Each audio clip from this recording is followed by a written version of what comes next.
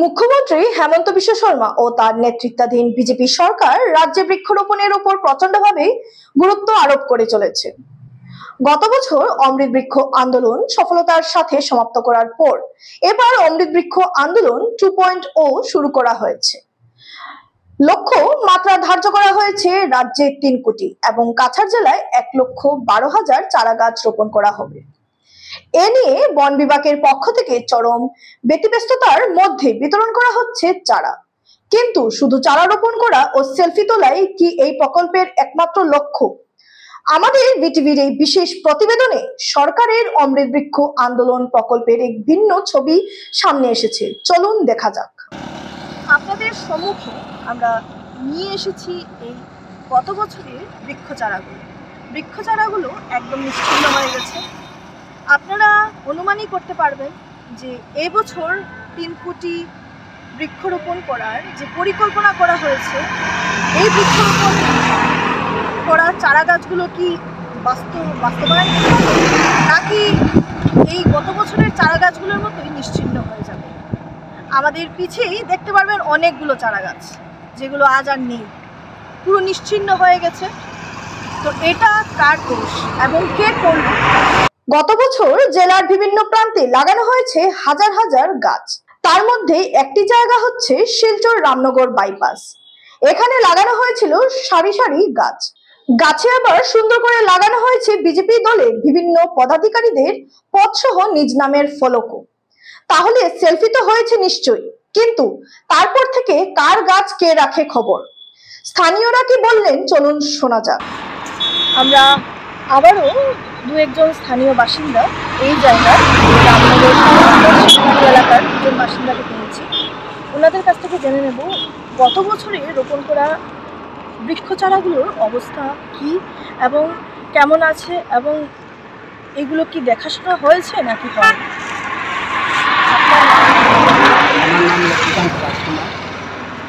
আমি সিঙ্গারিপুরের বাসিন্দা। এই জায়গাটার যেখানে আমি খাড়া, সেই জায়গাটার আমি ডিউটিটা করি। আমার যেখানে তো গাছগুলা হওয়ার পরে কেউ আয়ার দেখাশোনা এগুলো আমি দেখিনি এখনো। বাকি গাছগুলো অনেকটা বাঁচিয়ে আছে, অনেকটা মারা গেছে।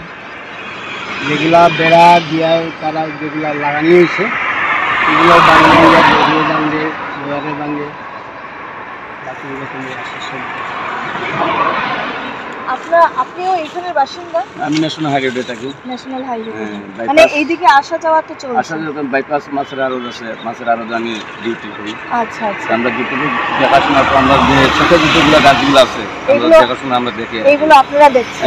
তাছাড়া যেগুলো দেখতে পাচ্ছেন না ওইগুলোর অবস্থাটা মানে শোচনীয়। শোচনীয়। গ্রামের দিকে গাছ রোপণ করবার লাগে, আর এই লাগাইছে তারা না, একটাও গাছ নেই।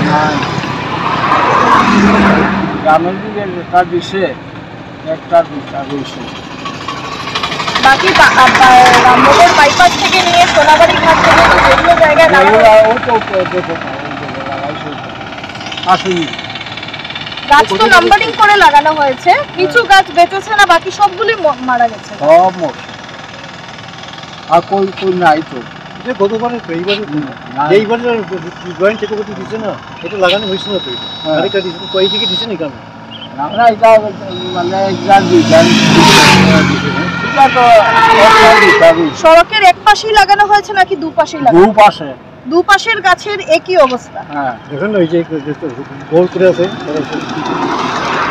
আপনারা শুনতে পারলেন গাছের কি অবস্থা। আমরা এখন আপনাদেরকে গাছগুলো দেখাবো। এটাই যদি সরকারের অমৃত বৃক্ষ আন্দোলন হয়ে থাকে, অমৃত বৃক্ষ আন্দোলন 2.0 শেষটা কি হবে? এটা একটা বিরাট প্রশ্নচিহ্ন। আর সঙ্গে এই প্রকল্পের উদ্দেশ্য নিয়েও দেখা দিয়েছে বিভিন্ন প্রশ্নচিহ্ন। গত বছরের বৃক্ষরোপণ করা চারা গাছগুলোর অবস্থা, অনেক চারা গাছ যেগুলো বেঁচে আছে সেগুলো স্থানীয় লোকেদের তৎপরতায় এবং বেশ সংখ্যক চারা গাছ নিশ্চিহ্ন হয়ে গেছে। এর জন্য দায়ী কে? বন বিভাগ নাকি যারা এই চারা গাছগুলো রোপণ করেছে তারা? তা একটা চিন্তার বিষয়, ভাবারও বিষয়। আপনারা অনুমান করতেই পারছেন এবছর যে 3 কোটি পরিকল্পিত বৃক্ষরোপণ করা চারা গাছগুলোর অবস্থা কি হতে চলেছে?